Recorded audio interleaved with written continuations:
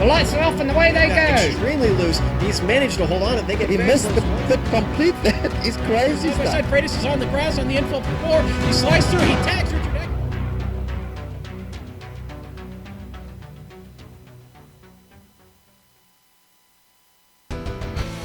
They hail from around the globe, and though separated by oceans, they gather in the virtual world for reasons as varied as their locales. Whether it's a defending champion looking to retain his title, a new and eager hopeful striving for recognition, or a legend prepared to recapture past glory, in the end, the one goal they all share is to win. But when naming a victor, only one driver's name can be etched into the record books. You're watching the Tidal Influence MX-5 World Tour!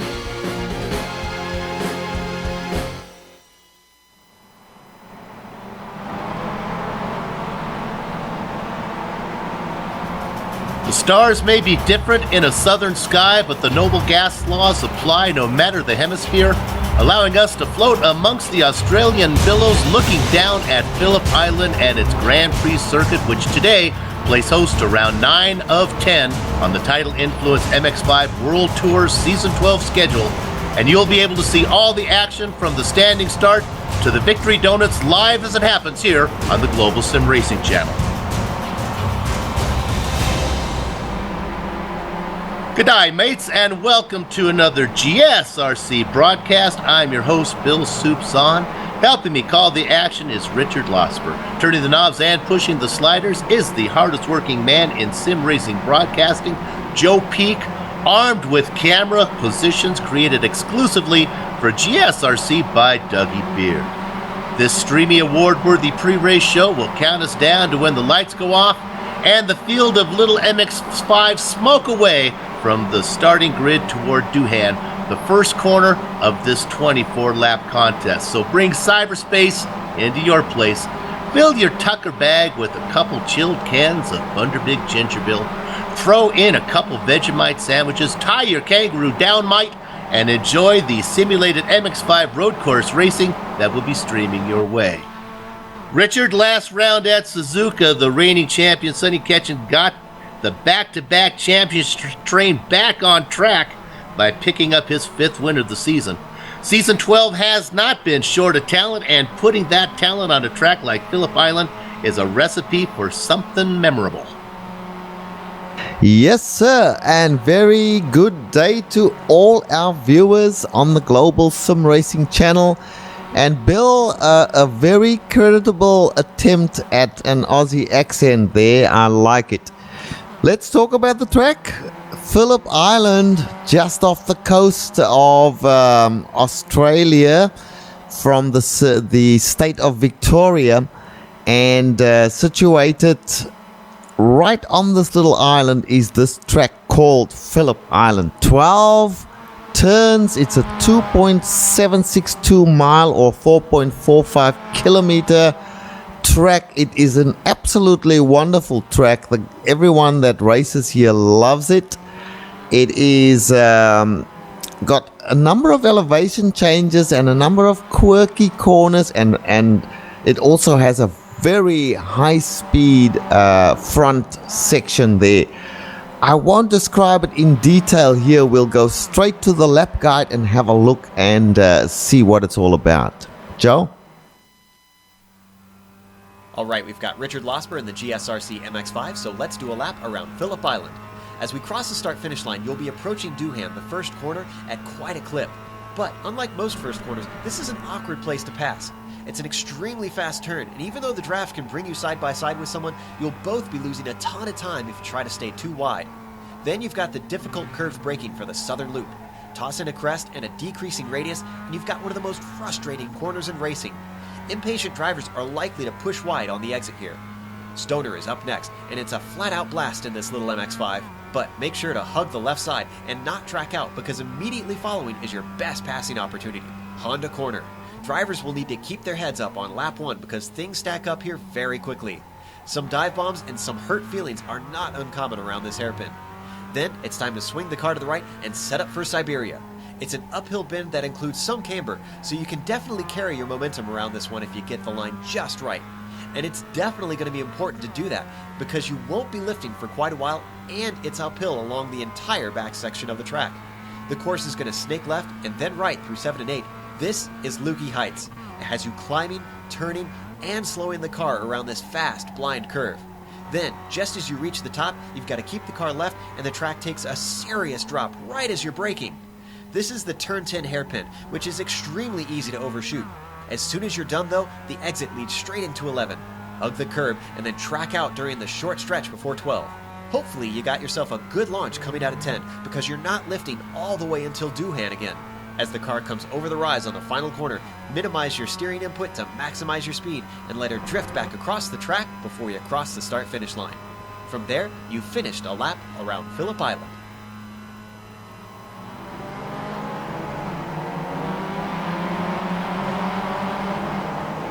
I'm Jed Yaman behind the wheel, Joe Peak behind the mic. Oh, sorry, Richard Losper behind the wheel. That one, Joe Peak behind the mic, taking us a lap around Phillip Island. Qualifying is underway as the drivers hope to place themselves at the top of the starting grid. Let's take a look at the top of the point standings. The bossy Aussie, Sonny Ketchen, reminded the competition who is in charge with a win again at Suzuka. The driver with the most career wins never to claim a championship, Sergio Mora, moves around the Slovene machine Patrick Fliss for second. Robert Hartley and the Buckeye Bullet Deuce Allen hold station in fourth and fifth. The California Kid, Eric Garcia, liked the taste of the origami pretzel, and his results there had him climbing 3 spots into 6th. Travis Schwenke stays in 7th, tied with the Colombian Carlos Torres. The Bay State Hammer Tom Ratche bent the nail, dropping a spot down into 9th. And even though Aeronum has a pair of zeros on his record, the success of his only 3 appearances is enough to put the Roland Estonian on the chart. Welcome to the overlay, Aero. Okay, Richard, as we wait for qualifying to wrap up, let's talk about the series details. Okay, dokie. Well, this is round 9 of 10 rounds, so the penultimate round. I just noticed they had a quick look through the entries today, and a couple of guys, importantly, that are taking advantage of the no-show compensations bill are John Deuce Allen and, by the looks of it, Sergio Moura as well. So they will get the points allotted for not showing up today. The car, of course, is the wonderful MX-5 2016 Mazda, the ND Mazda. The setups are open. They have 30% fuel allocated to the tank, which means they will have to have one stop somewhere in the middle of the race. They are currently doing their qualifying laps, of which they have 2 lone qualifying laps. So each driver is alone on the track. All races are predetermined by laps. So today we have a 24-lap race around this track. No fast repairs, no incident cap, which should not mean anything on this track. There are no real areas, Bill, where you can take advantage of, getting an incident and getting some sort of advantage. That won't happen today. There are bonus points for qualifying and for miles per incident. The weather is dynamic and it is reasonably cool here tonight or today. And I think it's about 36 degrees on the track. So that's where we are. We're getting ready as they are still out there qualifying. Back to you, Bill. Yeah, we look through here and qualifying still going on. We're going to have an in-race, in-car interview here in a second, but we want to wait till they finish qualifying. We'll see if we can either get a hold of Dexter Castro or maybe Jeroen Ursum. Dexter Castro is here today as he's putting in his qualifying lap right now. We can see it on the screen. What makes this so important is he completes he keeps the string alive as Dexter and Joseph Arrow, the only 2 drivers left who have competed in all 12 seasons of the MX-5 World Tour. Dexter's been with us from the very beginning. 1 more race left coming up for Jan Koemans to keep that streak alive. He's got 11. 1 race coming up after the New Year's. That's going to be your double points, double distance race. The grand finale from Richard's backyard there of Bathurst. Richard, we've done a lot of races from this track in the MX-5. It always puts on a good show, but when it comes to incidents, it usually happens after Honda, after Siberia, when they work their way up into Lukey Heights. That little right-hander section up there causes a lot of problems because drivers just can't decide who owns what. Yeah, I agree with you entirely, Bill. That is a treacherous part of the course in terms of, not so much in terms of negotiating when you're driving, but the exit from Siberia is very tricky, and it is an area where people can try to overtake, but it's a high-risk area. And then you go around a series of left and right turns there as well, and depending on how frisky, shall I say, some of the drivers are, they can take a chance, and sometimes it goes awry and we have problems. So, yep, that is definitely an area where we'll be looking for problems today. Another area that I feel might be very tricky today, particularly with the weather being a factor here, is turn 1. Turn 1 is you at the top speed there, and you just lift slightly in 5th gear in this little car to negotiate that right-hander. And if you're side by side with someone there, Bill, the car can get pretty light, and we could see someone making a mistake and having a problem there. So that's what we'll be looking for. Okay, it looks like Dexter has completed his qualifying lap there. So let me go ahead and see if we can bring him in. We haven't really checked with him. Dexter, do you have a copy? You might have caught Dexter by surprise. I don't think he realized we were going to come to him. Dexter, one more chance for you. If we don't get Dexter, then we'll bring in our backup driver here. Let's go ahead and bring Jeroen Ursum in. There you go. Jeroen, do you have a copy, my friend? Hey, Bill. All right, I haven't checked. We couldn't get a hold of Dexter. Did you get your qualifying laps done, or are you still out there right now? I sure hope you're done. No, I'm done. Attaboy. Well, how's it feel out there? How's the track? Well, it's pretty good. It's got more grip than I expected, being upside down on the globe. But yeah. Let's see where your qualifying where you came in here. You got yourself 24th. You're back in the back. Be careful now, because I think you got plenty of time to work your way through the field. Yeah, I think a lot can happen during this race with all the long corners. Just slightly off the line and you can go grass cutting all the way. So let me ask you, Jeroen, the weather's pretty good there, so there's plenty of grip out there. We've been practicing on that sort of track virtually all week. Where do you see is your trickiest area that makes you nervous? First corner for sure. If you go in too hard, you're going to draft out on the left. If you go in too slow, you will get caught by other guys. Then the long corner after that, going very long on the left, it's very good to see where your clipping point is. And then the next corner, I think the third corner is also, that's one to check your mirrors. Oh yes. Just a little bit of advice for you is when you're going into turn number 2, keep it as close to the inside as you can. Otherwise, you're going to get guys dive bombing you. And they push you wide and you're out in the dirt there. It's not a good place to be. Best of luck, my friend. Thank you.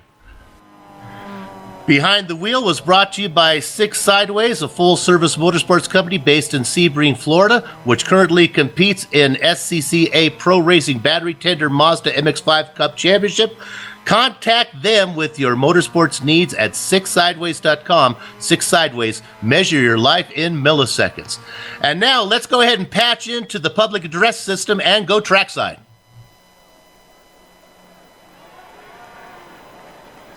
And now, for the most famous words in sim racing, please welcome your Grand Marshal, host and founder of Inside Sim Racing, Darren Ganji.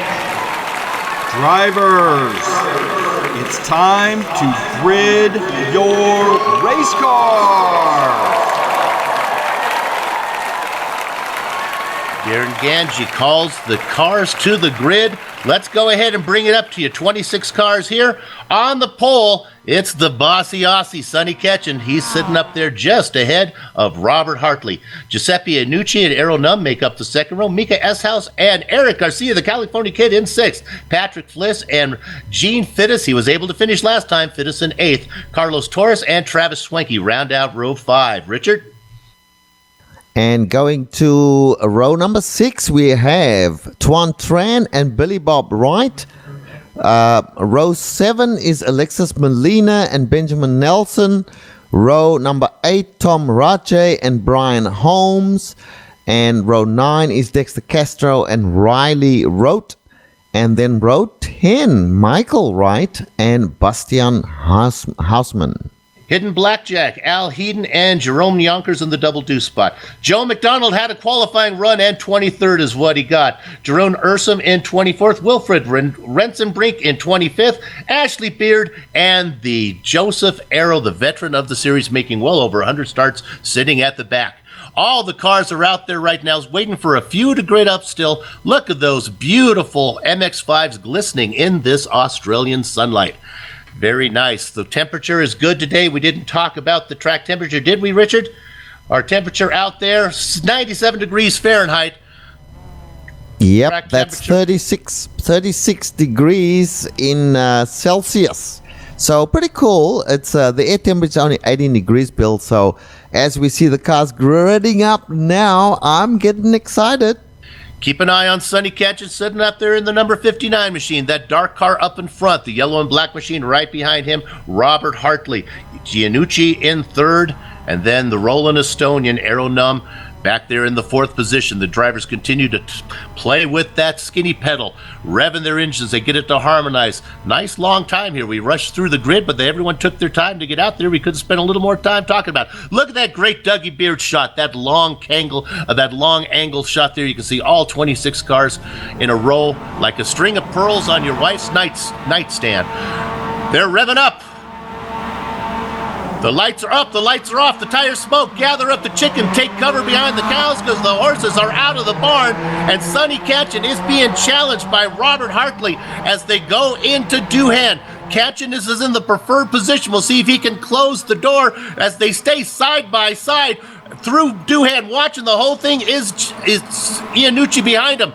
And Catchin is going to be able to. No, he doesn't. Oh, Hartley still fighting in there, Richard. Hartley doing his very best to see if he can put Sonny behind. As I said, we're going to stay on the leaders right now. They continue to go side by side. Now it's going to be Hartley with the preferred position. They continue to battle. Can Hartley get it done before they get to Honda? Hartley not going to be able to come across the nose of Catchin. Here comes Iannucci in the blue car. They're really piling up. Look at the accordion effect behind as they're like 2 by 2 by 2. And finally, the bossy Aussie elbows his way up into the lead.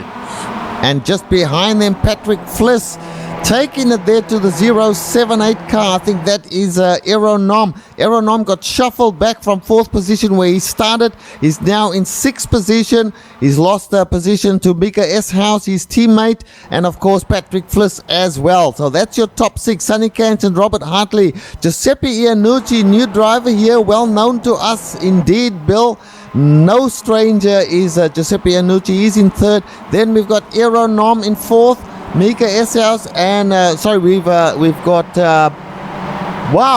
got Mika Eshouse, then Patrick Fliss, then Aeronom, as I said earlier. And back in the pack on the first lap, Joe McDonald got loose, got into, I believe it was Ashley Beard. Also getting caught up in that incident was another driver, so a couple guys have had trouble early as the drivers now continue to work their way around. Finishing up lap 1, and here comes who's going to lead it at the start-finish line. It's going to be Sonny Catchin, but it looks like taking the lead is going to be Hartley, and ducking into that blue machine, that is Iannucci. Now, just further back here, we've just got an accident between Gene Fiddies and I think that was Carlos Torres. They came together in turn number 1, and I think Carlos Torres went off track there. Yeah, Fittis drifted up, and I think Fittis might have got his left-hand sides on the curbs, and then it pushed him up into the Colombian. Fittis was able to go ahead and finish last time, and he almost had trouble this time. That's Fittis on the inside. That's the Colombian driver, Carlos Torres, on the outside. Now watch what happens here as they go in. See if Fittis doesn't get his car just a little bit on the blue and white. That gets him a little bit loose. He bumps off into the Colombian driver, puts it out in the alfalfa, but he does a good job of keeping the car straight. He brings it Losa's position, but at least the car's still clean. And just behind them, it was Travis Schwenke just having a look at what was going on in front of him. Let's go to second. Hey, here comes the blue car of Iannucci. It's going to be on the outside those. They work through Honda. Let me correct myself. This is going up into Lukey Heights. I apologize. Again, let's get this sorted out up here. This is where it gets... Richard, this is what we talked about. I am wrong again. Yes. This is the final corner. Couldn't find my spot on the track. No, I was right. Lukey Heights, come on. Soup, get it right. They dive down into corner number 10. Now I know where they are. And go ahead, Iannucci gets it done. Go ahead, Rich. Yes, and there was a tap there from Sonny Catchin on Giuseppe Iannucci. Giuseppe may be new to the series, but Giuseppe is the grand champion of the official Advanced Mazda MX Cup series, so he is no stranger to this car. Currently in 2nd position. Sonny Catchin shuffled back to 3rd position right now. Mika Eshouse behind Sonny in 4th position as they go. They finished lap 3. They finished lap 2. They're on lap 3. Here comes Sonny on the inside of an Iannucci. They go virtually side by side into corner number 2. Sonny is in the position that he does not want to be in, and that is on the outside. You can see Mika Eshouse trying to get on the inside of Sonny there. Sonny has to give him room, and he does so. And just behind them, Patrick Fliss in the number 1 car as well. Patrick draws level now with Mika Eshouse. There's a touch. Patrick gets pushed wide. He's off the track. And while that was going on, we can report that Brian Holmes got bumped by Dexter Castro. Holmes got the worst of it going into the wall, and I think Holmes had to park it on the track and call it a day. And now we've got Fliss, Patrick Fliss, and behind him we've got Gene Fiddies. Gene Fiddies challenging Patrick Fliss. Patrick Fliss got damage on his car on the left-hand front side of his car. They're side by side now, Patrick Fliss and Gene Fiddies. Gene Fiddies already involved in one incident on corner number 1. and that was with Carlos Torres, and now he's side by side as they go up into Lukey Heights. Patrick Fliss pushing forward, going, and Gene Fiddy's backing off a little bit to give him the line into the corner. That's MG corner, and now they go to complete another lap, and already Bill, the racing has been fierce, and up front it's no different. That all happened in front of Travis Swenke, and also we can report that Joseph Arrow has had trouble, and he lost it in the Lukey Heights. Let's go ahead and round down your top 10 if these drivers will behave a little bit, and it's going to be tough because there's a pass right now from the front, as it looks like Hartley is being challenged by that blue car, and he's going to give it up, give a new leader. Of course, he hasn't crossed the start-finish line yet. Giuseppe Iannucci out in front, the New York driver. Second place, Robert Hartley, last season's Rookie of the Season. Sonny Ketchen, 36 points for him is all he needs to wrap up the championship. Back there is Mika Eshouse running in fourth position. Having trouble is the Roland Estonian. He's way off the pace in fifth. He's about 0.8 of a second behind the front four. Going back to sixth position is Gene Fittis, who's already elbowed his way around Carlos Torres, and now up to sixth as he's got around Patrick Fliss as well. The Slovene machine runs in seventh. Travis Swenke watching the whole thing happen in eighth position, dropping back. The California kid staying out of trouble right now. Eric Garcia rounding out your top 10. Hey, how about this? In the X-Lax machine, it is Billy Bob Wright. That's a great run from him, but he is being challenged right now by the driver in that purple and black Mama Jean car. That's Tuan Tran. Yes, indeed. Now, let's just go back to Patrick Fliss. If you have a look at his car, he's got damage on the rear. He's got damage on the front. He's been in the wars, and he's trying to get to grips with Gene Fiddy's there as they go down into Lukey Heights again. That is a very tough corner. There's a little bit of banking there as well, so you can carry a bit of speed through that. But here comes the really important part of the course as you go through this round section here, which leads you onto the front straight. You want to have every ounce of power that you can bring to bear Pass as for you the go lead down. up front. Here comes the yellow car. Not protecting the inside position was Iannucci. He gives it easily to Hartley. I'm not sure who got credited with leading the lap. It looks like it was Iannucci. Got across the start-finish line first. But Hartley is first into the Doohan. He's going to get that done. Watch out from behind. That's Ketchen and Iannucci side by side. Ketchen on the outside as they work their way through two. Ketchen going to duck back in. Meanwhile, we talked about Errol Nunn being off the pace. Well, I should have known better than to say that. He has moved back up right behind Mika Eshouse. Yes, he's closed up now. He's in fifth position there. Closed it up nicely. Gene Fitt is a little way off in sixth position. Let's concentrate on this top five as they go down into Honda corner now. It is Robert Hartley followed by Iannucci, and then a patient Sonny Kanchan, who's been pushed wide in turn number one a couple of times now, and just given up. There's no need for him to be aggressive at this point in time. But of course, he will be, his mind will be working in overtime, working out how he is going to get to the front. And make no mistake, he is no stranger to this track, Bill. He will be on the podium or he will be off the track, one of the two. These five cars seem to be behaving through the whole track. They're making their pass down the front straightaway. What we'll do is we'll stay on the lead pack here until they finish up going across the start-finish line into Doohan, and then we'll jump back and see if we can pick up some other drivers. Rensevik has going to come into the pits. I think he had some issues, though, probably going to come in for some early repair. Now let's watch here. Let's see the line that Hartley takes. The defensive line would be to the right. Let's see if he does that or if he's going to take the normal racing line and drift over. He's kind of taking the middle line, and he says, okay, that's going to leave room for Iannucci, and sure enough, and it looks like Iannucci was first across the line. Nope, they're going to give Hartley credit for leading the lap. Something to remember when we get to the last lap, that even though you're out in front coming out of one, or coming out of that final corner, you can win, maybe be first to the start-finish line. Okay, I think things are going to settle down now with Iannucci out in the lead. Let's go back and look at some drivers back in 11th position. We talked about this Billy Bob Wright and Tuan Tran battle. Maybe we can watch this a little bit. Oh, and we're looking there at Ratchi running back, and there's a car that's off. Who are we looking at? That is Riley Rote, a new driver in there. He was running up. He lost a few positions, lost some to Ratchi and Dexter Castro. We're going to ride on board with Riley. What do you see here, Rich? Yeah, let's just have a look at Riley Road. So they're coming down into the turn number 2, is it? I'm missing it. Anyway, he's side by side there for with Castro, and there he goes off. We just see him just losing it and going off the track there. And that's in turn number 2, definitely. Little choppy pictures we're getting there from the broadcast, but looking good still. And Riley Road lost out a little bit there. He's currently now behind Dexter Castro, who's challenging Tom Raja in front of him. So this is a good little battle going on here as they head up once again into Lucky Heights. Castro's going to try it. No, he falls in behind Tom Raja as they go around MG corner, and they'll be coming through to finish up another lap. This will be lap number 6 they'll be finishing. And up in front of them, by the way, we've got Tuan Tran and Billy Bob Wright, as we've spoken about, and then Eric Garcia as well in the number 9th position there. One more pass for the lead. It's the same pass we've seen every time. It's just a little bit of leapfrog back there as that yellow car of Robert Hartley goes ahead and takes the lead.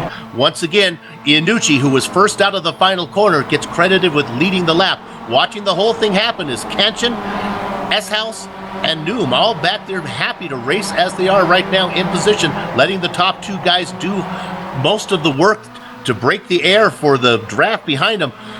You know, these guys could be saving fuel. They all start with the same amount of fuel, but they don't burn the same amount of fuel. And certainly S-House and Numb running back there are certainly lifting, burning less right now. Yeah, Bill, and interesting to me, I've been watching Patrick Fliss and Gene Feddes down the front straightaway. Patrick Fliss has been pushing Gene Feddes, trying to increase the speed of both of them so they can catch up to the leaders there. And they've had some success. They are sort of catching up slowly to Aaron Nom. And also with the battling going on up front, that's helping them as well. There we go. I thought either one of us cut out there, but we're all good. Let's give you that interval from Numb back to Gene Feddes right now. It's down to 1 second. Oh, and our leader is off. He's able to gather it back in. That was going into Lukey Heights. He's got a little bit loose, and now as they go down into corner 10, it was a little bit of trouble, but it looks like everything is okay there. Hartley's going to drop back, though, into 4th position. Kanchan is going to be in 2nd. Iannucci has the lead. Kanchan in 2nd. S-House in 3rd. Yeah, that's really unfortunate for Robert Hartley. He's led a few laps here, certainly been up front there and been battling hard with Iannucci, and he made a mistake and he's lost a couple of positions there. So now up front it is Giuseppe Iannucci, followed by none other than Sonny Kanchan. And then Mika Esas. We haven't spoken too much about Mika, but Mika is doing a fantastic job here today. And currently he's in 3rd position. But then we've got Hartley next, and then Aeronum, who's just playing it very patiently and very cool, sitting back there in 5th position. When Hartley got loose into Lukey Heights, or out of Lukey Heights, going down into 10 there, that allowed those other cars that we talked about to get back in the mix, and look who it is. Fiddes is right there now. In fact, Fiddes is closing. Look at these guys closing up. Fiddes, Flish, and Swenke running back there in 6th, 7th, and 8th as we have an 8-car train for the lead, with the engine up there being, of course, your leader, Giuseppe Iannucci. The coal car is Sonny Kanchan, and the caboose is Travis Schwenke. And there we've got a car that was way off track, and that again. was Robert Hartley again. That was coming out of Siberia there, and now there's a challenge on. We've got Gene Feddes side by side with Hartley. Hartley losing positions. Hartley shuffled back another position now to 5th position, and he's now within the sights of Patrick Fliss. So a good move there by Gene Feddes. He's moved forward another spot. He's definitely a big part of this train now, and the train stops with Travis Schwenke at the moment. Eric Garcia is not part of this train from 9th position. So the train is 8 cars, Bill, and that they are nose to tail, all 8 of those cars, and they will be the ones that will be fighting for the top 5, at least for the moment. 8 cars, but Robert Hartley, who was up there in front, has seen bad times now. The last couple laps has been rough for him as he has dropped back into 6th position. He was up there running with the leaders. Take a deep breath, Bob. Get your wits back together as those 8 cars work around the back half of the track. Let's go ahead and look at some of the other drivers. We talked about this train. Trouble there for Hartley again. Hartley has got some issues with trying to control his car at the moment. Wonder if he's got some damage or what, but he's just been shuffled back now to 8th position, Bill. But this is good news for the 4 drivers up in front, because what has happened, the train has broken again. So now Patrick Fliss really has to start to dig and see if he can run down the 4 guys up in front. 1.3 seconds from Numb back to Fliss, 4th to 5th. The Slovene machine really has to get those gears running right now as Hartley drops back to the caboose position of the train. Eric Garcia hoping to get in there. All right, let's see if I can go back and finally get Billy Bob Wright and Tuan Tran. This battle for 10th position continues. Tran puts the car off on the grass right now. Look at Billy Bob Wright. That's a great run from him in the top 10. It broke up a little bit as that purple and black machine with Mama Jean on the side got into the grass and that's broken up. There's your top 10 with Tran being 11th.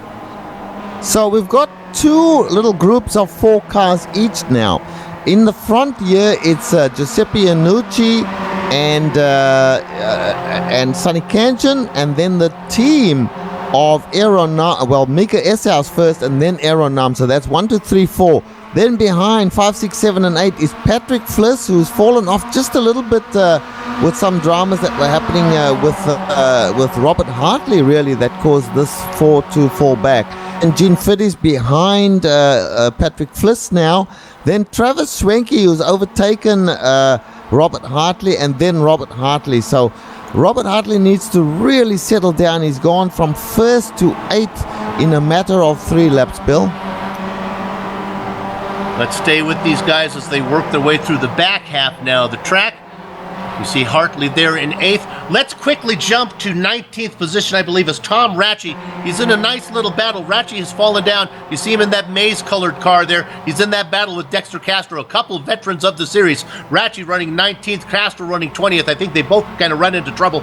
Watching the whole thing is Michael Wright in 21st. And there you see Castro making the move on the inside. Go ahead, Rich. Yeah, I was going to say the same thing. Dexter Castro just moved to the inside there and has just overtaken Tom Ratchey. Tom Ratchey backs out of trying to challenge. A very tough going side by side through turn number 1. The car gets really light, so Dexter Castro took that position from Tom Ratchey, and that was the 19th position. Buster Douglas beat Mike Tyson. About as big of upset would be if Tom Ratchey could have a perfect season in the Ironman. He, so far through 8 races, he has completed every lap of every race. Can he keep it going? Right now, he is still on the lead lap, 2 races to go. Tom Ratchey, with a history of being a magnet for bad luck. So far, things are going so well. So far, so good. Let's go to the leaders here, as here comes that blue car again. The driver from New York, Giuseppe Iannucci. I always envisioned him owning a pizzeria. That's not the case. But if it was, I would go there. Iannucci on the inside now of the bossy Aussie. And it looks like Australian driver's going to give up the ghost. Iannucci really dives it in deep to Duhan. He gathers it up, though. That pass for the lead one more time. Eshouse and Numb. And look what's happened, Richard. Fliss, Fittis, Schwenke, and even Hartley are all back in the train. Yeah, the train is full now, 8 cars, and they're all grouped together once again. Great job from all of these drivers here, and I wanna have a close look at Aeronam. Aeronam has not made any challenge. Of course, in front of him is his teammate, that is Mika Eshouse, and he's kind of deferred to Mika for the opening laps of this race. And mind you, they are already on lap 11. So we're coming up to the halfway mark there. The guys will be thinking about pit stops very soon, Bill. But up front, it's been a respectful battle, I dare say, between Giuseppe Iannucci and Sonny Kanjan. They've given each other enough room through turn number 1, which is very tricky, and we've seen a number of lead changes. But now it looks to me as if Mika Eshouse wants that second position. He's challenging strongly on Sonny Kanjan at the moment, and Sonny will need to go a little defensive. It's going to be interesting to see what happens in turn 1 as they come out of the final turn. And here we have Aeronam going into the pits there, Bill. Go ahead. Now, keep in mind, we talked about Ratchey and Castro. Those guys were battling for 19th. They have already made their pit stop, as well as Joe McDonald. So Ratchey and Castro came in early. But here comes the first of our leader, Aeronam. Numb may be feeling that he's faster than the guys up ahead. Come on in, make this quick stop. Let's see if he takes tires. Most times they don't. He's pulled in right now. The car stays low. He's going to calculate just how much fuel he needs, and he is going up on the right-hand side. He's going to take right-side tires. I don't think 4 would be good, but maybe 2. This is a track that goes counterclockwise, so the right sides may be good. He's still in there right now. He's going to be coming out first. Let's see where he comes out in relationship to Dexter Castro. Castro still way back on the back half of the track, so Ratchy and Castro not going to be in the mix. And it's going to be Aero Numb as the leader of all the cars who have pitted so far. I think that's a wise move, Bill. Oh, and we see Iannucci there just losing out to Sonny Kanjan. He went a little wide there and straight away loses 2 positions as Kanjan goes through and Mika Esias as well. You can't afford to make even a small mistake here, Bill. And the Slovene machine, Patrick Fliss, elbowing his way around Iannucci. Oh, this always makes me nervous here in this part of the track when they're side by side. They've got to get it sorted out. It's so hard to figure out where everybody belongs. Iannucci does a good job of leaving Fliss room. Fliss does a good job of not getting into Iannucci. They continue through the MG corner. Iannucci not giving up the ghost as they are side by side. They have to be careful not to battle too much and let those 2 cars in front get away. They continue to be side by side, Rich, and here comes S-House. You know what? I think the teams have worked together. This is Bush Fink Racing coming in right now. There's no teams in the MX-5 World Tour, but these guys work together. And followed by Gene Fiddies and Robert Hartley as well. So 3 of them in, and so out front now Giuseppe, Patrick Fliss, Travis Swenke, and Eric Garcia. They have stayed out, so they might come in another couple of laps or so. Okay. S-House goes up on the right-hand side, looking at Hartley to see if he does the same. He's going up on the right-hand side, and so is Fittis. What we want to do is now find the Roland Estonian out there on the track somewhere. Is he going to come around ahead of these guys? He's on the main straight. How about the rest of these guys? Have they started to roll yet? They're coming out. Here we go. S-House is out first, but he doesn't have the momentum. He's out in front of Hartley. He's out in front of Fittis. There goes the Roland Estonian past Fittis. Numb is going to have the momentum. He's going to gather up. Gobble, gobble, gobble, gobble. He gets up Hartley. He cuts Hartley off. Woo, my goodness. He comes across the Nova. Bob Hartley. Aero Numb knew exactly where he was. But S-House is your leader after pit stop. Go ahead, Rich. Yeah, S-House, well, he was carrying such a lot of speed, and I think that Robert Hartley was aware that he was coming with speed, and Robert deferred to him. So now Aero Numb falls into line behind his teammate once again. His teammate, of course, being Mika S-House. Now, Mika is following Jeroen Ursum. Let's give a little bit of screen time to our favorite a guy from the Netherlands there. He's the organizer of this league this season. Our friend from the Netherlands, as we said, Jeroen Ursum. He has got a car that is advertising Viagra. Not sure why he's advertising Viagra. We won't even go there. But certainly Viagra is what he's advertising on his car. Well, not having a hard time of it right now as he's running in good position, although he has yet to make that pit stop. But somebody who has made his pit stop is Giuseppe Iannucci. He has come on in right now. So far, right side tires have seemed to be the package. Iannucci slides it into his pit stop. And is his car going to go up on the jacks? It does, at least for right sides. So let's go ahead and pick up the leader of all the cars who have pitted. And I believe that is going to be Mika S-House. S-House working his way around the final corner right now. He's on the main straight. I imagine he's going to be able to... Oh, my goodness. Iannucci's still there. There goes S-House. There goes Gnome. There goes Hartley. There goes Fittis. Oh, Iannucci crushed with the pit stop time. He's going to be way behind. In fact, he's got to hustle to even get out ahead of the next cars that are coming. Let's drop back a little bit. Hey, look at this great battle. Let's go back to Billy Bob Wright in 11th position. Here comes this tandem of Ratchy and Castro. Ratchy and Castro. Castro was pushing Ratchy, and they blow by the X-Lax car. A lot of medical sponsors out there. Oh, Carlos, Viagra and X-Lax. Just having a look there at Carlos Torres in Honda corner going off and losing some time.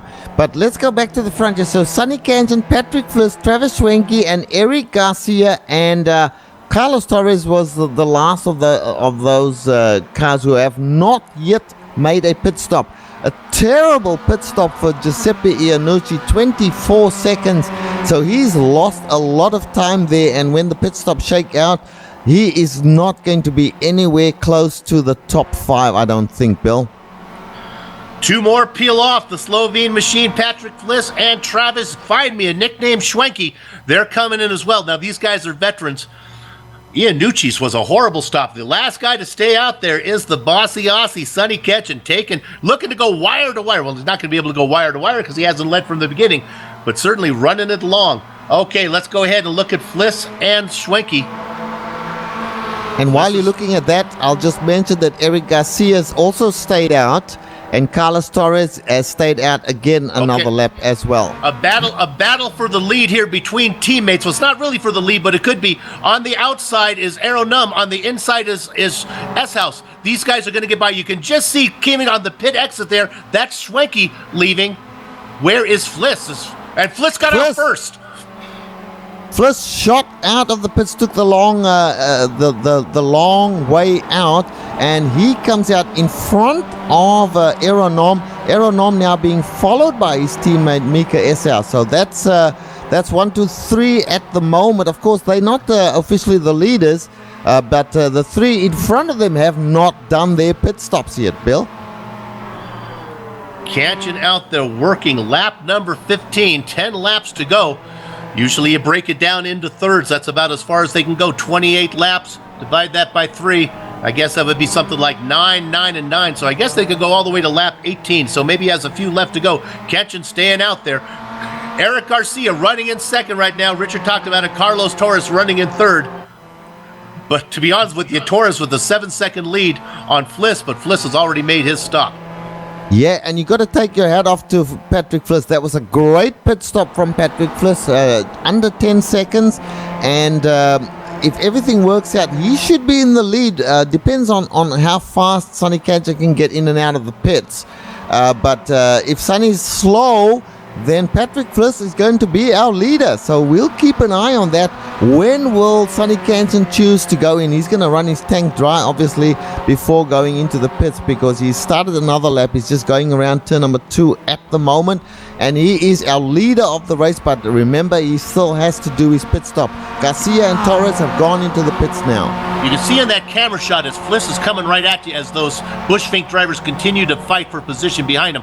There is damage on that would be the left front of Fliss there. Boy, you can see it right there on that camera shot. Look at that left front tire. The fender is all banged in. He's doing this with damage. That can't help his straight line speed.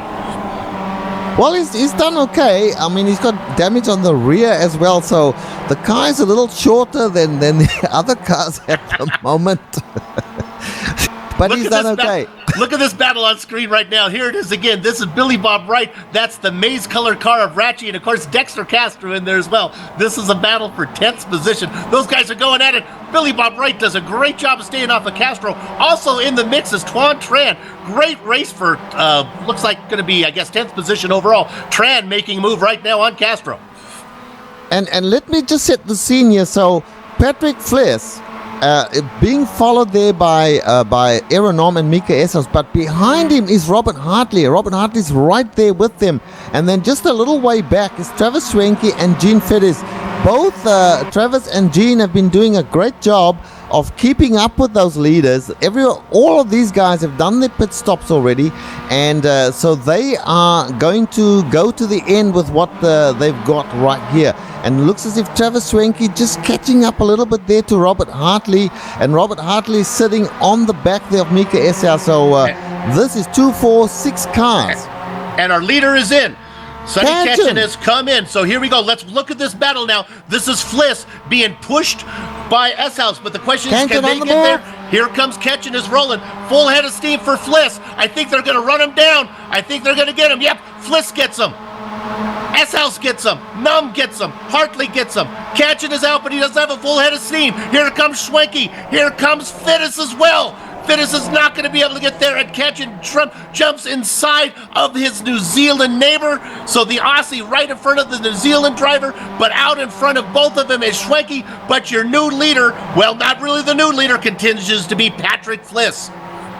And Travis Schwenke, of course, is a teammate of Sonny Canton. He's going to try and help him. Pass for the lead on the back half of the track as they go down into Honda. We haven't seen this done yet. Side by side, Fliss with the preferred position. On the outside, those are a pair of Bushfink cars. Can't make sure who it is. I guess it's S-House.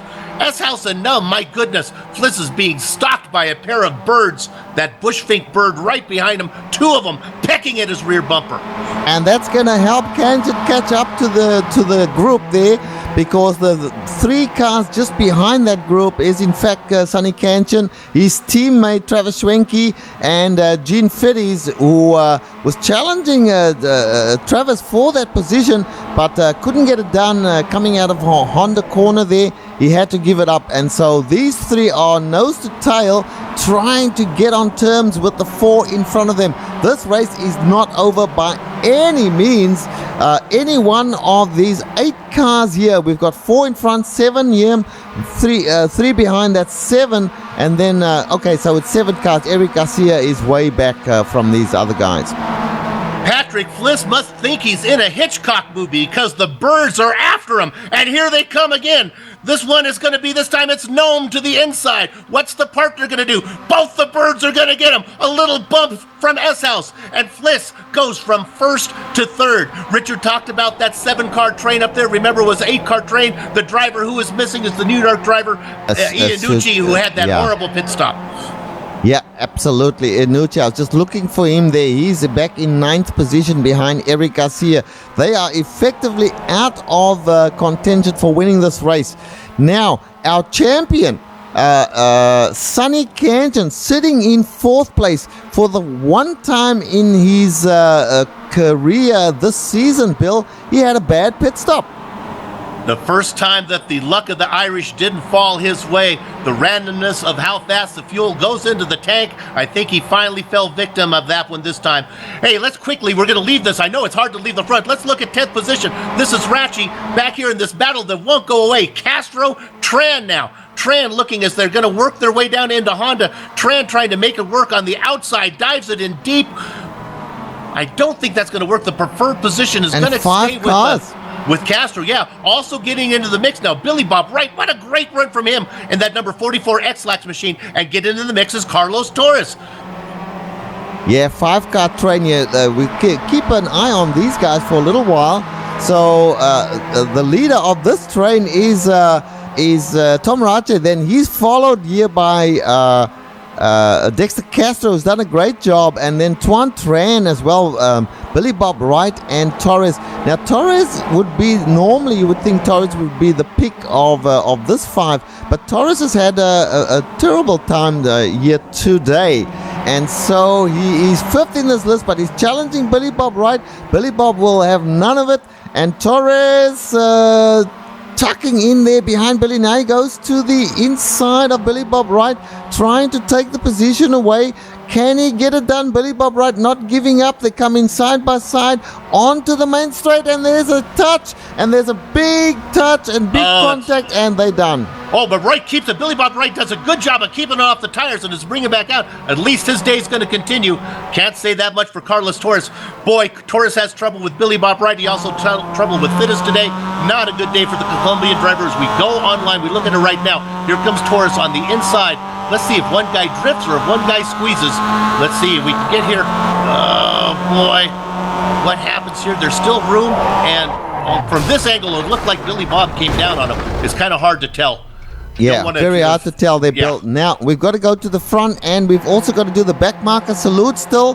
Things are pushing towards us here, but it looks as if Canton is caught up with the train in front of him, as well as Travis Schwenke. Let me just have a look for Gene Fiddies. Is he there as well? He's just a couple of car lengths off from Travis Schwenke. So these 6 cars are definitely all in, and Eric Garcia, of course, has fallen out. So it's 2, 4, 6, 7 cars, sorry. The 7-car train still intact, Bill. I'm going to go back to you so you can get your back marker salute done. Interrupt me if something exciting happens up front, and I don't think I'll be able to get too far. We'll start with car number 9 in 20th position. It's not Billy Bob Wright. It is his nephew, Michael Wright, running all by himself, still on the lead lap. in 20th. Move up one spot. We haven't talked much about Heat and Bake. Al Heaton right now running in 19th position, having a good race again on the lead lap. Old McJohnell had a race, and he's going to be in 18th position, E-I-E-I-O, as he works his way through Siberia. Up to Jeroen Jonkers, another great run from him, running in 17th position right now. I believe a chance for Jonkers. I think he is the guy who's interested in winning that miles per incident award. Jeroen Ursum in a little bit of a battle with Bastian Hausman. There's a driver. There's a cross-pollination driver from the Absolute Beginner League coming over. Haven't seen much of Bastian right now. Hurry we'll stay on this up, for just a little while. Look at Jeroen's going to make a pass. Riley Rope we saw in 14th. Go ahead, Rich. We'll go to the front. Okay, and Sonny Canton made a move on, it was Aeronom, got by him, tried to make the move on Robert Hartley as well, couldn't get that done in, this was all going down into Honda corner, so Sonny Canton now up to 4th place, Patrick Fliss leading this race at the moment from Aeronom. It is going to be a fierce battle from this point onwards. We're on lap number 20, Bill. What did we say? 24 laps, so 4 laps to go in this race. That back markers loop brought to you by Eagle Nest Tavern. If you're ever in Green Valley Lake, stop in for a hot meal and a cold drink. All right, with apologies to all the drivers through the midfield, we'll try to do the best we can to cover them, but really, with 7 cars battling for the lead, our attention needs to go there. We'll try to watch this 7-car battle and also keep you updated on how that Ratchy Tran Bright Road thing is working out. Let's look at this. Here comes Fliss now. He's going to be eaten up here by Mika Eshouse. And here comes that yellow car. That's Robert Hartley, going to be the peanut butter between the bread as he shoots the middle inside of Fliss, outside of Eshouse, diving it into Doohan. They're not going to be able to work. And oh, look at this. Hartley's going to lose momentum. Here comes Fliss coming back. Watching the whole thing is Sonny Ketchen. And just behind them, we had Aeronom and Travis Swenke going side by side briefly as they came through turn number 1. Here goes Sonny Canton on the inside there. He's side by side. But watch Patrick Fliss. Look up ahead. Fliss trying the same move that he did last time. And what's going to happen? Are they all going to be safe as they come through? And that goes Sonny. Contact with Sonny Canton. Not going to be happy about that one. There was contact, and Sonny Canton lost out. Sonny Canton off the track, Bill. Go ahead. When I watched it live, it looked like Sonny didn't know that Patrick had squeezed up. Sometimes you don't know that they peanut buttered the bread there. And what happened, I think that Sonny came across. Now, I saw it live. Let's watch Sonny. He's on the left-hand side. Let's see if Fliss keeps a straight line here. Now, it could be argued that Fliss has pretty poor presentation. Oh, now, I don't know. Looking at that one, looks like the Slovene machine might have given Sonny a little bit of a tap. I think it did. Unfortunately, there for Fliss. Going 3 wide into a very tight corner, I don't know about that, Bill. I'm going to leave that up to the IRT to sort out. But certainly Canton out of it now. Fliss still going and behind him. So let's just look at it now. Leading at this point in time looks as if it's Hartley. Then we've got Mika Eshouse and then Aeronom and Flisco trying it now on with Aeronom now again. Flisco trying to make every corner a winner for himself. And let's follow up on a point here. The MX-5 World Tour does not have drop reeks. It has no show compensation, and this is exactly why. If we had drop reeks, that spin that Ketchen just had would be meaningless. He would just say, don't worry, I'll just drop this race. In the MX-5 World Tour, every time you're on the track, it matters. Sonny Ketchen needs 36 points to clinch the championship. He's now had trouble. I still think he'll probably be able to get to that 36 marker, but it's not going to be as easy as it was before. Our leader up there in front right now, that yellow car. And there's a pass attempt there by Travis Swenke on Patrick Fliss. They side by side going into Honda. Patrick Fliss still got it. Hartley in the grass. A little bit. I'm sorry, Rich. Go ahead. No. We're talking over each other. My apologies there. Hartley got off in the grass. I thought that these Bushfink guys were going to be able to run him down. Hartley in the grass again. I guess it was a little bit of deja vu as here comes Aeronum gets it. And then, wrong Bushfink car. That's Mika Eshouse getting it. Hartley going to drop down into second. Guys, you got to paint those cars a little bit of different color. Here comes Num on the inside. Hang on. What happened to Travis Swenke? He's disappeared. Travis Swanky disappeared. He's had some sort of He's back. issue. He's back. I was with you though, Rich. He disappeared for a while. He went into the twilight zone, but Rod Serling said, "Get back in here!" And now Schwenke back into fourth position. Wow, that's one of He those was things gone that for a long time. Yeah, that was seconds that he was gone. Anyway, let's get back to the action. So leading the race now, as we see Hartley going on the outside there, trying to make it. I'm still getting blinking happening here on my side. Woo, this is Aeronum and Hartley. They trying to squeeze all three of them into corner number one there. That is not the best way to try and do it. Mika Eshouse now has the lead of this race, Bill. We're on lap 23. This is the penultimate lap of this race for out of 24. So Mika Eshouse, teammate Aeronom in second place. Robert Hartley battling for that second place. We're battling with both look at this boosting run. drivers. Woo! Look at what's happening. Hartley on the outside now. Oh, Mika Eshouse, they go inside by side into Honda corner. Can he make it stick? He does. He does. He's ahead of Aeronom, but not ahead of Mika Eshouse. Back to you, Bill. 1.5 laps to go as they work through Siberia. It is Mika Eshouse, Robert Hartley in the yellow machine, then Aeronum, Fliss, Schwenke is back, and Gene Fittis watching the whole thing. Fittis knows he can't win it from 6 right now as he starts to move up on the outside of Schwenke, but Schwenke says, "Not so fast, young man." They work their way through Lukey Heights, diving down into corner number 10. This is the MG corner, the dip. They'll have this few little right-handers to go, and then it'll be the last lap, Rich.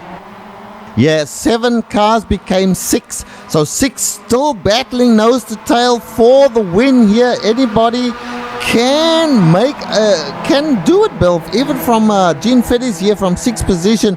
If things fall his way, he could win this race. But I don't think so. Look at the defensive line that Mika Eshouse took as they cross the start-finish line. This is it, the white flag lap, making him do it the hard way. He says, "Get out the reggae music. If you want to pass me, you're going to have to do it high." And Eshouse Hartley gets it done. Eshouse falls down into second. Num is in third right now. Fliss in fourth. Schwenke in fifth. Fittis trying to find a way to get around. Now here comes Schwenke. Gets inside of Fliss. Fliss is falling back, and Fittis is going to try to capitalize on that move as well. Meanwhile, up in front, it is still the rookie of the season from season number 11, Robert Hartley, trying to hold on to the lead, diving to the inside as they go into Honda. That is going to be the car of Mika Eshouse. One Bushfeet driver gets it done. Is the second one get it done as well? No, Hartley fights it off. Hartley comes across the nose of Noam. That's the end of Hartley. Hartley has lost it. We're going to get him out of the mix. Everybody else. Bill, let me get in here. Second place now taken over momentarily by Travis Schwenke. Up ahead there, Mika Eshouse. Aeronom battling now with Travis Schwenke for the second place. Behind him, in fourth place is Gene Fittis. And behind him is in fifth place here as we see the battle going up. There's only a few more corners left, a couple more corners. And Travis Schwenke, Aeronom going side by side into MG corner. Now they have the final set of turns. Take it home, Rich. Take it home. Take it home? Okay. First up ahead, there's going to be our winner. There's nobody going to catch him. That will be Mika Eshouse. Here comes Travis Schwenke. Travis Schwenke on the inside of Aeronom. Travis Schwenke trying to get the second position. And they make contact, and they're out. And it looks like Gene Fittis will get the second position. Winner will be Mika Eshouse. Back to you, Bill. Schwenke trying to get the car turned around, see if he can get across the line before the rest of them come. Here comes Ketchen. Here comes Garcia. Remember, these points are important. And it looks like getting across the line. I think Schwenke's going to get it done. Schwenke's going to get credit for fifth.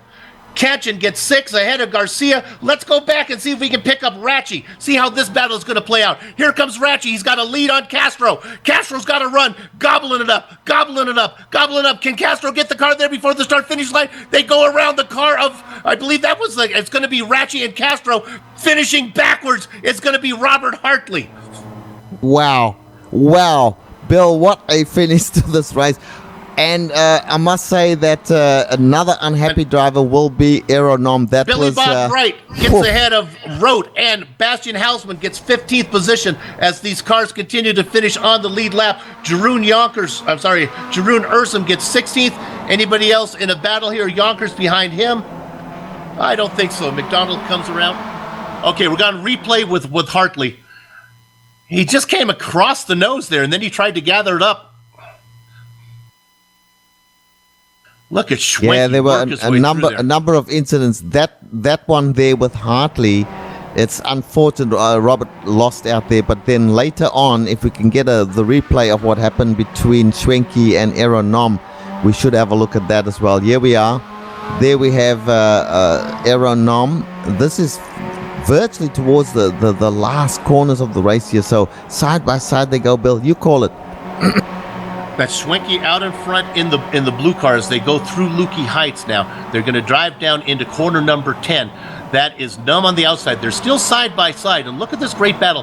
And then they're still real close together as they work through this final corner. Now keep in mind, this is the last lap, the final corner, as they work their way to the finish line. Schwenke doing a little dipsy-do underneath, Numb on the outside. And now through this last corner, together. I can't see who that is behind it. It looks like Fittis maybe looking in the popcorn position. Yeah.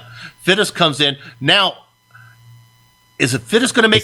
I'm not so sure from that angle. I'm not so sure if Fittis maybe didn't get into the back. No, I don't think so. Turn him. No, I don't think so, Bill. We're here. No, there was a touch between... it looks as if... Travis Schwenke was not quite aware of where Aeronom was, and they came together anyway, and Aero lost out there. The IRT is going to have their work cut out for them. But my goodness, this is race number 9 on a 10-race schedule. They're battling for the win coming down to the end. They're not driving to the store to get milk. Phillip Island never fails to put on a good show, and these drivers did a great job of using it for the stage. Okay, what we're going to do is take a short break. We'll be back in just a few minutes to do the entire rundown of the finishing order, driver interviews, and close-up shot. Back in a few.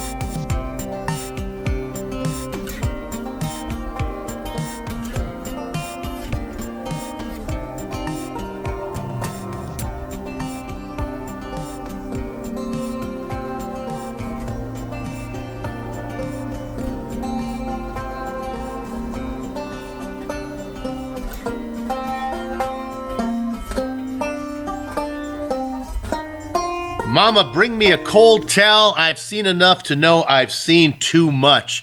This is the Global Sim Racing Channel's coverage of the MX-5 World Tour, brought to you by the great sponsor, Tidal Influence in Long Beach.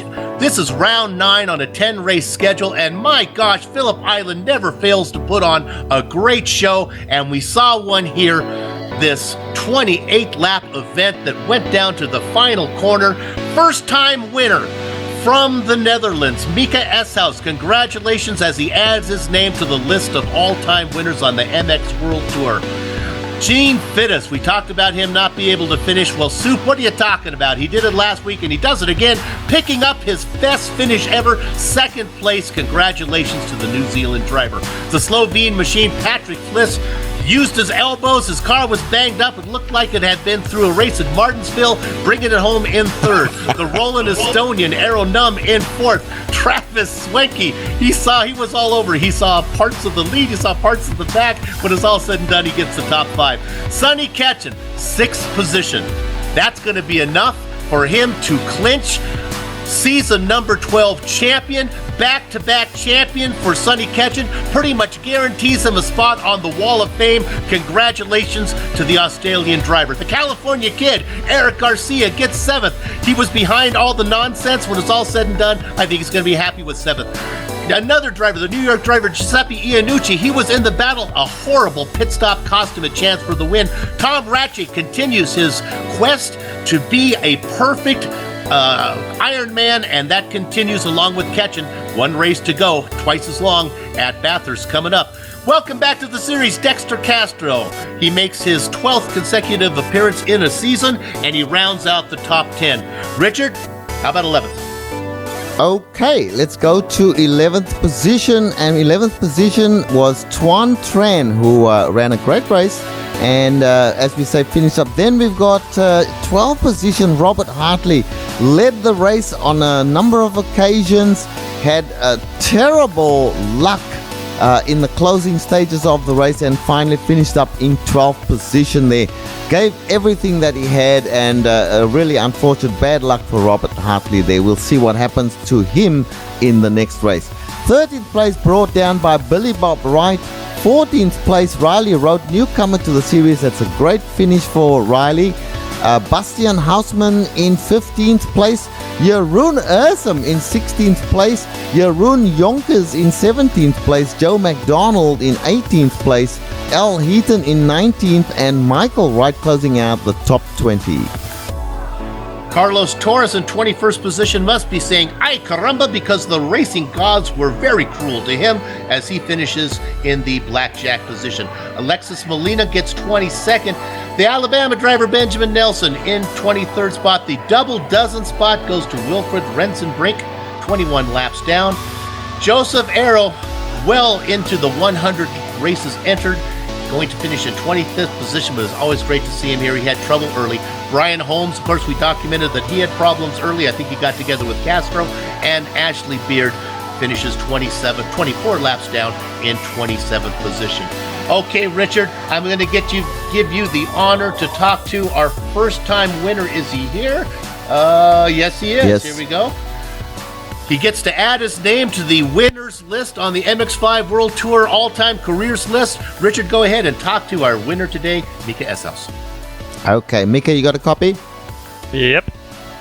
Mika, first of all, congratulations on winning this race. We thought up here in the booth that you did a fantastic job all day, and so we congratulate you. It was a very tough race. Tell us about those closing laps there where you and Aero were sitting kind of in second, third, fourth, all in the top 5 throughout the race, and then finally things open up for you. Tell us about that.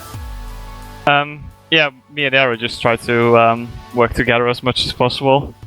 Obviously, it's pretty hard here because as soon as somebody gets behind you and you're like behind each other, the person behind gets like draft of 2 cars, so it's very easy for them to pass. But yeah, I just tried to stay out of trouble as much as possible because I knew that was going to be a slight issue here, and I also tried to save as much fuel as possible, like last time. And in the end, some people had some issues. the last lap when I was behind Robert, he passed me into T1. And then I got drafted, and for some reason he didn't defend it into the hairpin, so I just kind of got by him, and that was it really. Yeah, and then he ran into trouble just behind you, and that cleared the way for you to open up a large gap to finish the race off with a win. So this is your first win, we believe, in the series. Actually, and, is it? I have a funny fact about that, because last season I won year 2. That was actually my first win. So my only 2 wins in Master World Tour right now are both on this track. So yeah, I was finding it pretty funny that I won year again. Seems to be my lucky track. Well, it's up to, well, you took it by the scruff of the neck and won the race, and we respect that. And I tell you what, this is a tough track to win a race on because of that draft going down into turn 1 there. There's no guarantees whatsoever. So a great job by you, Mika. Anyone that you want to thank, anything else that you want to say, go right ahead. Yeah, Aero. It's been nice to have him in the era as well. Finding your teammate to race with, so definitely been enjoying that. Hoping to race a bit more next season because I've been away doing some BES races, but hopefully I'll be around for the final. Okay, last question. Next race is at Bathurst. Will you be there for the next race? I hope so. It kind of depends on what we do with BS, I think, but we'll see. Okay.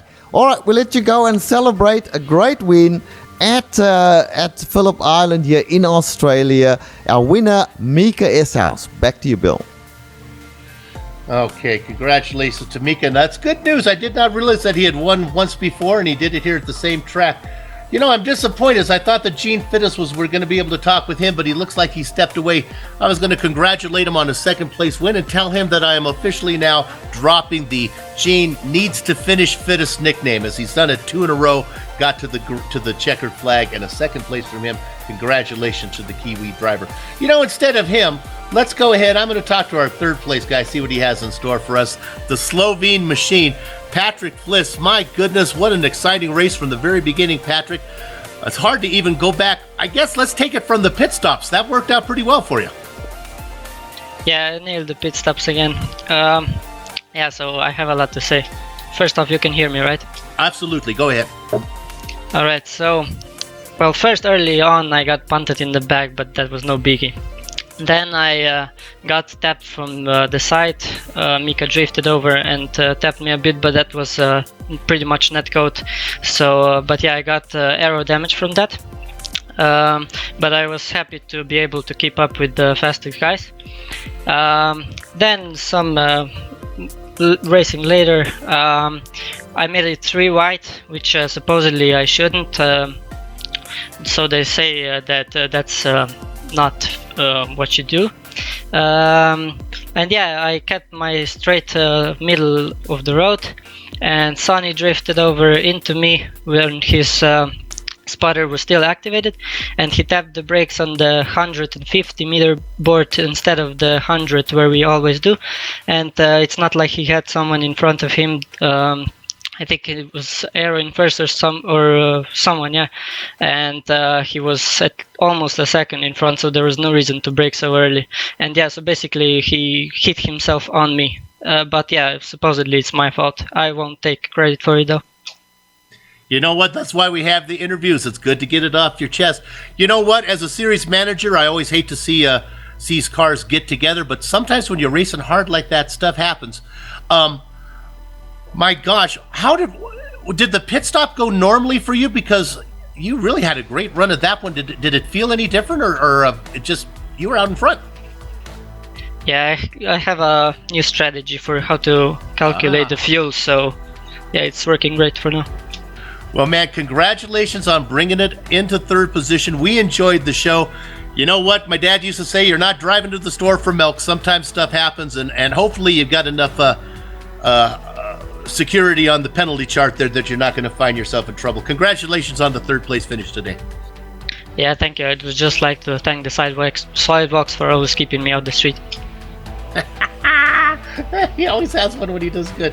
I love it. All right, Patrick Fliss, the Slovene machine, third place today.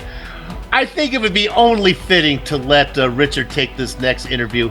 as we bring in our season 12 champion back to back. He won it in 11, he won it in 12. I can pretty much guarantee that Sonny Ketchen has found himself a place on the wall of fame. Richard, go ahead and talk to your partner. Thank you. Sonny, you got a copy? Sonny, can you hear me? I think he's speechless about finding out that he is the champion. Clearly, winning it back-to-back is too much for him to deal with. And, you have to worry about the fame that comes with it. I know that I hope he's able to avoid all the vices. I know that women find you more attractive when you're a two-time winner. There's a lot of people who have fallen on hard times after finding success so early. I hope that doesn't happen to him. Already you can start to see that he's a little bit becoming a little bit too big for us to actually interview now. Let's go ahead and bring in Arrow Gnome, our fourth place finisher, the Roland Estonian. Arrow, you have a copy? Yeah. Well, we were talking during the break with Joe Peak about the difference between the Absolute Beginner League and this one. Joe made the point that they race just as aggressively in the ABL. You just can't bang wheels. You can't bang together in the Skippy as much as you can in the MX-5s. My goodness, it was rough out there today. Yeah, that's the one word for it. Okay, I get your drift. I understand. Very politely done. You got, for one of the first times in a long time, the pit stop did not go well for you there. You had some work cut out for you. You came in, I believe you did an early stop, did you not? Yeah, I was, I think, the first one to make the stop. And then you didn't get caught in any traffic. What's your opinion of Phillip Island? Do you like this track, or a little too drafty maybe for you? Yeah, I don't really like it, but yeah, it is what it is. Pit stop, the problem is that I use much more fuel, any track, any car, so pit stop was fine, just I need more fuel. Yeah. It would be, it almost seems unfair to a driver with the skills that you have. It's impossible for you to get away on a track like this, where it's just so draft oriented. There's nowhere for you to lose anybody. That the train stayed 7 or 8 the whole race. Yeah, it's very difficult. Possible, I think. Yeah, actually. What is your favorite track? If you had to choose one track to race on, what would it be? Not sure. I don't have any. Now, that's because you're a man with talent. See, those of us who don't have talent, we have to pick our poison. You said, give it, doesn't, I'll take whatever you deal out there. Hey, congratulations, Arrow, for a fourth place finish today. It's great to have you in the series. Yeah, first finish in reverse. Yeah, we saw that too. Thank you. Nice job.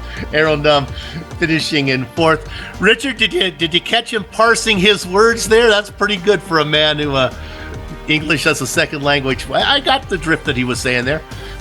Absolutely. I understood what he was saying, and reading between the lines, I would say that he's not all that happy about what happened here today. But being very pragmatic, he made no mention of any dramas. He just spoke about what he had done on the track. So good on him, Arrow Gnome, a real champion in all the sense of the word there, Bill. We're going to try this one more time and see if the two-time champion will honor us with an interview. If I imagine he's being interviewed by maybe the actual network TV or something here. Sonny, you have a copy? Oh, I give it. He just clearly doesn't like us anymore. You know, that's what happens. You become two-time champion, all of a sudden you're too good for us. I'm gonna invite him, since he is the two-time champion. I'm gonna invite him to interrupt these closing plugs if he's with us. Sonny, come on in and interrupt while I close up shop here. We'd like to thank everyone at the Quality Racing Syndicate for organizing this series and contracting with GSRC to broadcast it. Thanks to Tidal Influence. You know, they've been with us for a long time. They're an ecological consulting firm based in Long Beach, California. Tidal Influence that restores wetlands, saves and studies endangered species. I see him. Is he here, Sorry, Sonny? That's all right. You got a copy, Sonny? Yep. Sorry there about he that. is. Go ahead, Rich. Talk to the guy. Sonny Ketchen, first of all, in case you haven't heard, we believe it's provisional, but we think we're right that you have officially won this championship by virtue of the fact that you've picked up enough points today to clinch the championship. How do you feel about that, firstly? Yeah, I'm really happy about that. It's been a great season for me, and enjoyed the racing as well. It was good hard racing today too, and unfortunate incident there, but I'm happy with my pace, and thank everyone for racing and all you guys for the great work that you do. And it's been definitely a great season. I'm looking forward to the last one, and I hope to do better there. Okay, well, let's just talk briefly about this race. So, obviously, this is a tough course. The draft down the front straight there is so enormous that it is impossible to break away. And as Bill said to Aero, the train, the top group of cars stayed about 8 or 9 cars virtually all race long. And you were at times in the front of that pack and at times right in the middle of that pack. And it gets pretty hairy through turns 1 first of all, and then turns 2 and 3 as well. So that's where most of the action was. And then, of course, that incident. Tell us about your viewpoint on the incident where you went off track there going down into Honda Corner. Yeah, it was hard. I didn't realize that there was next to Patrick there was the other car. I think it was Aero, or I think it was Mika. So I didn't realize it was a 3-wide situation, and it was hard. It was hard to go side by side entering that turn where the incident happened. And I was trying to take it easy, but unfortunately, it was too close for my comfort, and the spotter also was not communicating to me like how close it was and all that, so I kind of lost it there. But Patrick, it wasn't Patrick's fault. Yeah, we kind of saw it that way as well. It was one of those incidents where 3 wide going down into a tight corner. Anything could happen, and as it turned out, somebody lost out, and that somebody happened to be you. However, that's not the end of the world. We can congratulate you on winning the championship, and you got a race at Bathurst, which we know is one of your favorite tracks, coming up next week or a couple of weeks from now. So it's all good. Yep, that's right. Thank you guys, and looking forward to the next one. Cheers. Okay, Bill, any words for Sonny? Sonny Ketchen, our winner here. What I'm going to do is bring in real quick. Going to bring in Dexter Castro and let him know something. Dexter, congratulations on showing up today. That makes it 12 consecutive seasons. Yeah, thank you, Bill. I know we're running late, so I don't want to talk too much about your battle there, but we did see in that battle with Ratchi. I just wanted to congratulations on doing this, and while I have given up control of the MX-5 World Tour, the organizing part, I still have my ins with the secret committee that elects Wall of Famers, and I can pretty much guarantee you now with your 12th win that you and Sonny Ketchen as a 2-time champion will find yourself a place on that wall. Congratulations. Yeah, well, thank you, Bill. And just before we run, I do want to say my apologies to Brian. I really felt like I held my half of the track, but looks like it was a racing incident. But it was just unfortunate for him the way it worked out. Yeah, we saw that one with Brian Holmes. I've used it about 4 times here today. You're not driving to the store to get milk. Hey, man, congratulations, and always a pleasure to have you in the race. And thanks for showing up. Yep, thank you, Bill. Dexter Castro, I can pretty much guarantee you a future Wall of Famer. Okay, I was right in the middle of the plug for Tidal Influence when we had to go to Sonny Ketchen, so let me pick up where I left off. Educate children about our environment. For more information, go to TidalInfluence.com.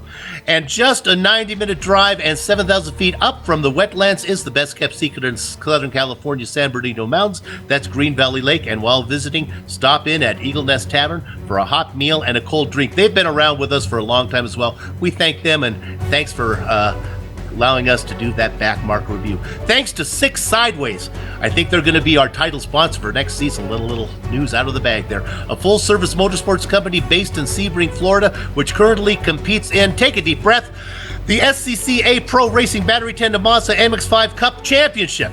Six Sideways offers race and car builds, preparation, rentals, transportation, maintenance, trackside support. They'll do your laundry setups, service, drivers coaching, marketing, media service, race car storage, carpets, and much more. Contact them with your motorsports needs at sixsideways.com. Thanks to the company's equipment and software that you see on the screen right now that Joe Peak uses to make this thing happen. I don't know how they work, but Joe Peak does, and that's all that matters. The original music that you've heard on today's broadcast is thanks to the two people, Eric Echolm and Casey DeLon. If you haven't gone to the screen to download some of their digital music, what are you waiting for? It's a life changer. Tidal Influence MX-5 Tour returns after the holidays, January 17th, for the double points, double distance, grand finale from Richard's Backyard Mount Panorama. Then GSRC will be there to bring you all the action. We hope that you tune in. If you'd like to find out more about GSRC, such as upcoming archive broadcasts, or just maybe to schedule GSRC to broadcast an event of your own, your best bet is globalsimracingchannel.com. We're also on Twitter. If the social media guru will get his rear end in gear, that's GSR Channel, and we're also at Facebook at Global Sim Racing Channel. And finally, on behalf of my mic mate Richard Losper, our director Joe Peak, and our camera artist Dougie Beard, I'd like to thank all of you guys for watching. And now, as a tribute to everybody down under, housekeeping's out of the way. It's time for us to go have fun storming the castle. So until next time, race hard, race clean, and we'll see you on the track.